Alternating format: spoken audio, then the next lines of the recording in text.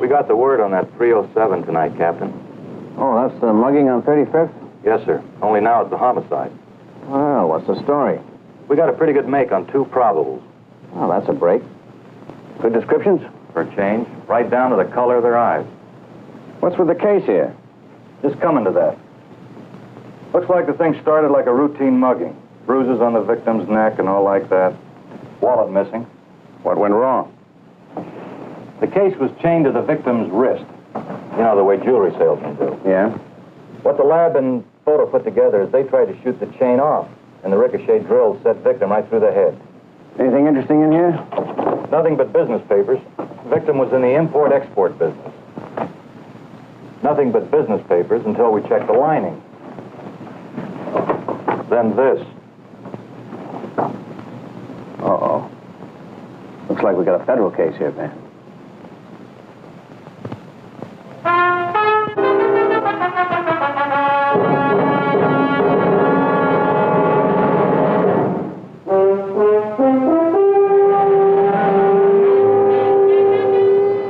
Attention of the police and federal agencies called into the case, Shift Tech Company, source of the photocopied memorandum. You're absolutely positive, Bob. No carbon. Okay, I'll keep you posted. Good luck at the meeting. Right. Bye. Ray, I'm really stumped. It's utterly fantastic. You checked my file safe yourself. Yes, sir. It hasn't been tampered with in any way, and the original memo's still there. And you and I are the only 2 people in the plant with the combination. That's right, sir.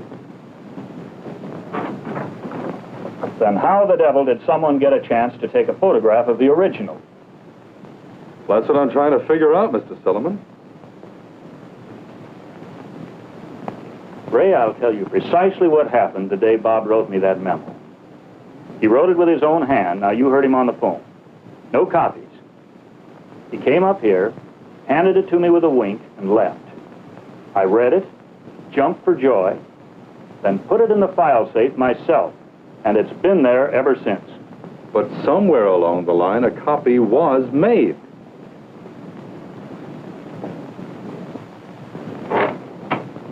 By me? By Bob? To what purpose? Why make a copy of something that only he and I were aware of? Just doesn't make sense. I sound like a broken record, but the fact remains a photocopy was made. And this thing's beginning to smell of espionage. But that's incredible. Absolutely unbelievable. Incredible? Absolutely unbelievable? Why then the frequent headlines announcing the exposure of this or that spy, sometimes native-born, sometimes a foreigner? What is really incredible is that the public media, magazines, newspapers, broadcasting, reveal 85% of what an enemy might want to know, if the hostile power wants to dig out the information, and the hostile power does, along with a firm determination to get that last 15% too. That part of our defense story not handed out on a silver platter. Here is where there enters the picture that melodramatic figure, the spy or espionage agent, and the tools of his profession. Simple lockpicks, portable X-ray machines, an almost limitless variety of microphones, recorders, transmitters, and receivers. Complex yet tiny. The development of the transistor and micro-miniaturization have worked wonders. A newly developed shotgun mic was to figure importantly in the Gyrotech case. Want to eavesdrop on somebody? Attach a small hidden device and the telephone caller will have an audience he never suspected.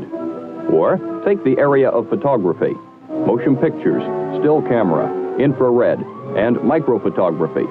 All available and some small enough to lose inside a pack of cigarettes. You can buy a telescope today that will let you count the freckles on someone's neck a mile or so away. Freckle counting is not the name of the game called espionage, however. Our purpose here, in this case illustration, a composite of several actual security violations, is to make you aware of the improbable, unbelievable devices that can be used against your company and you. That's incredible. Absolutely unbelievable. First step when the unauthorized photocopy was discovered. Comparison with the original Gyrotech memorandum. The handwriting on the copy was strangely elongated, as though the picture had been taken at an angle. Using an instrument known as the autofocus rectifier, government technicians can, in effect, flatten out the photocopy. The difference allows the expert to calculate the angle of the original line of sight. Investigators were now able to establish the vantage point from which the photograph was made. A newly established import-export office across the street from Gyrotech. The subleased office was now vacated.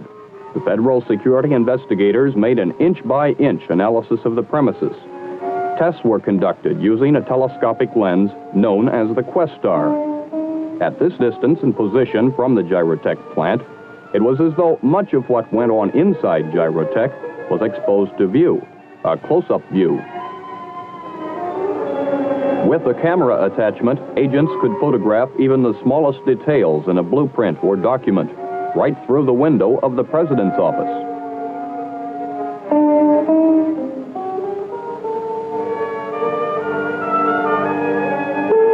With this to go on, federal investigators now narrowed their search to the previous renters of the office space. The trail led to the uncovering of a spy ring financed by a foreign power.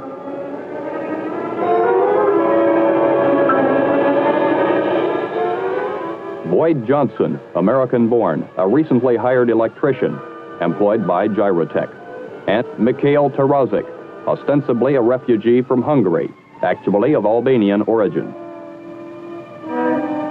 In the months prior to the discovery of the spy ring, they had not only used telescopic photography, but had managed to compromise the secrets of the Gyrotech company in a number of other ways.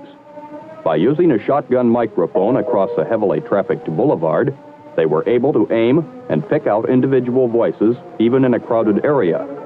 Out in the open, conversations of Gyrotech's top scientists and engineers were monitored and recorded. The Gyrotech company had a number of basic research contracts with the state university. Consequently, activities on the campus were of interest to the pair of espionage agents, particularly what went on inside the physics building. One day, there was a visit from a telephone repairman, or, more accurately, a man who represented himself as a telephone repairman.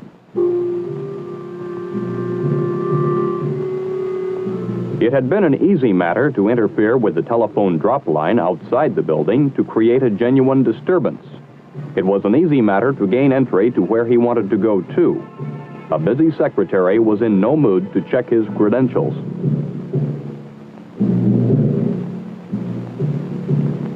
She was delighted to be rid of him so she could get on with her work.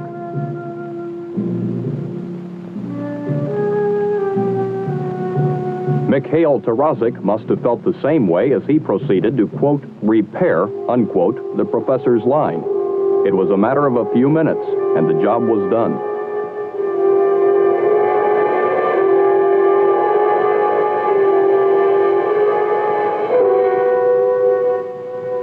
Satisfying himself that the secretary was not the curious type, Tarazik quickly turned to his next task, wiring the professor's chair for sound.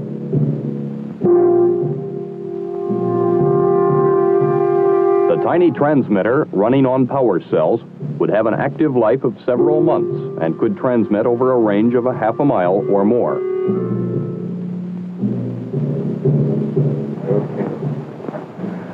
Only another year to your doctorate, Carson. Yes, sir. And now that Dr. Peabody's retired, you'd like to work with me. Very much so, sir. Lasers your specialty, huh? Electron injector lasers, sir.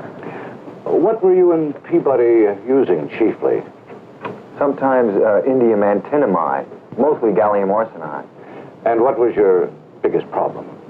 The cryogenic factor. If only... Suppose I told you I found a way to lick the problem. No more sub-zero temperatures. We've worked out a method I believe. And so the good professor continued to talk of many things, of shoes and ships and sealing wax, of cabbages and kings, and sometimes of masers and lasers too, transmitted to a receiver and voice-activated recorder in the possession of Johnson and Tarazik. As we go along. Early one morning at Gyrotech, where Johnson was employed as the building electrician. On this particular day, a carefully worked-out plan took shape.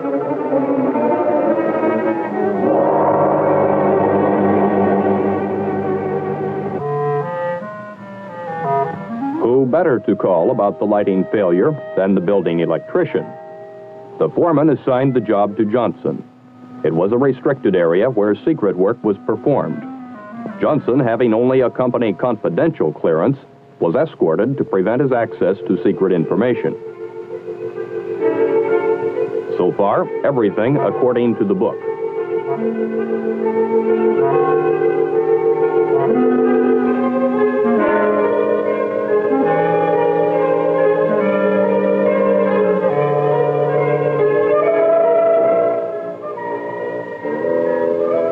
The escort was close at hand. Nearby drafting tables were covered so there would be no violation of security. But for some reason or another, the job did not go as fast as was expected. For every bug or wrinkle uncovered by Johnson, another cropped up.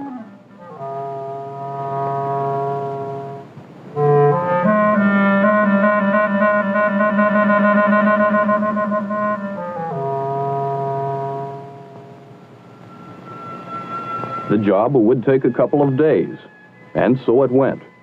When he entered the second time, then the third, Johnson was an accepted figure in the drafting room. The escort and personnel in the area were a lot more casual now. Why not break away for a smoke now and then? No longer were the drafting tables covered in the area where Johnson worked. Because he was there, everybody assumed he was supposed to be there, and didn't give Johnson's presence a second thought.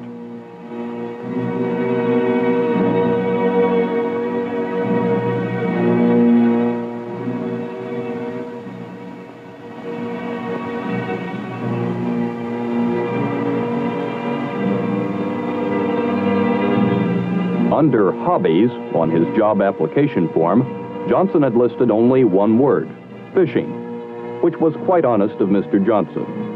Unfortunately, no one had sought to find out if Mr. Johnson was also a highly trained photographer. What appeared to be an ordinary screwdriver contained a small camera. Within seconds, he had a photographic record of plans and specifications that had taken months, even years, to develop.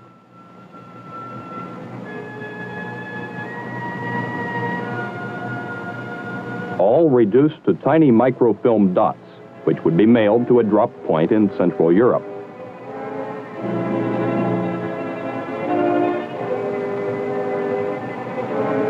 As a journeyman electrician, Johnson was able to accomplish several other jobs, such as using a spike mic and miniature transmitter to record conversations in the adjacent management conference room.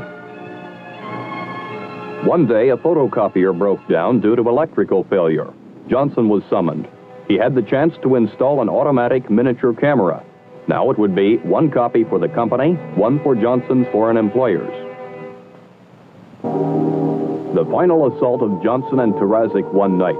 By bypassing the alarm system and picking a lock, they were able to gain access into the plant. Periodically, the guard made his rounds through the premises.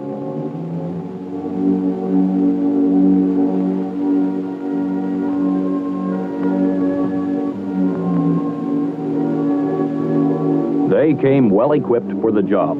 The basic instrument, an X-ray device.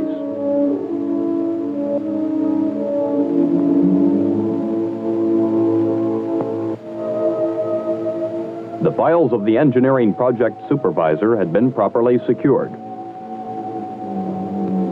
Johnson held the negative X-ray plate against the locking mechanism, while Tarazik went around to the rear of the file with the radioactive element.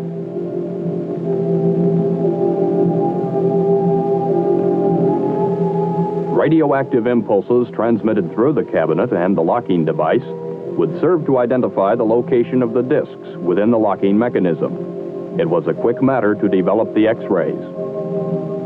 And an expert like Terezik now knew the combination.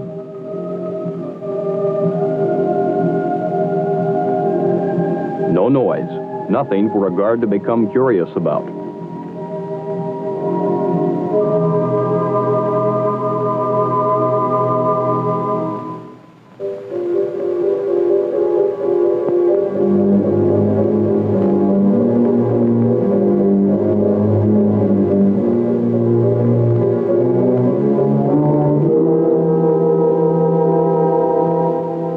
Classified files of the engineering project supervisor, carefully replaced by the two men, would make interesting for the intelligence agency of a foreign power. And the next morning, the supervisor would not have a clue that his classified file had been rifled.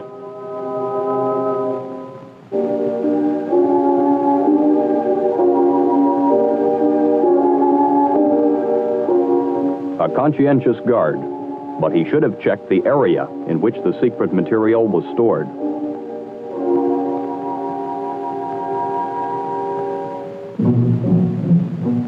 The Gyrotech case history represents a composite picture of security violations within a single plant, but each one of these illustrations is based on fact.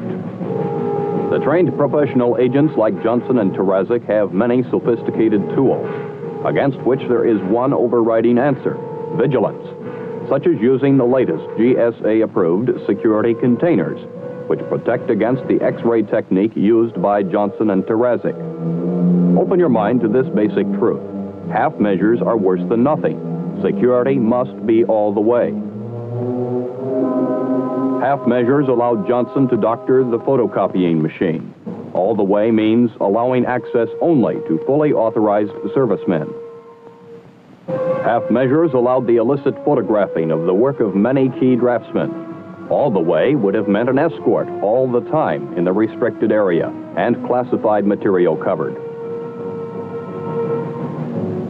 Terezik's style of telephone repair would have been frustrated if more than a quick look had been taken at his company identification card.